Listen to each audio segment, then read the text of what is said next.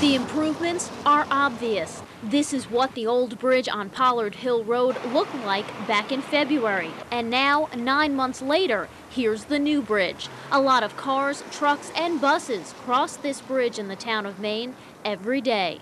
Neighbors say this new bridge is even safer than the old one. They say that's because it's made out of concrete and it has these new steel guardrails as well as wider pedestrian walkways on each side of the bridge.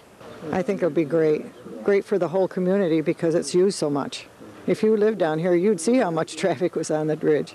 Corey knows just how many vehicles, pedestrians, and bicyclists cross this bridge. Since 1956, she's lived in this house across the street with her husband, Luther. The Coreys say the old bridge would sometimes keep them awake at night because of the clanging noises it made. They also say the old bridge caused a number of crashes.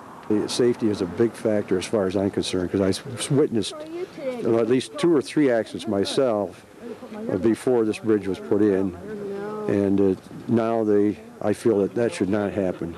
The Coreys joined town leaders to officially dedicate the bridge by cutting this ribbon. Before the new bridge was completed, this temporary bridge was used in its place. Construction on the new bridge finished a couple of weeks ahead of schedule. In the town of Maine, Kim DeVestia, WBNG TV, Action News.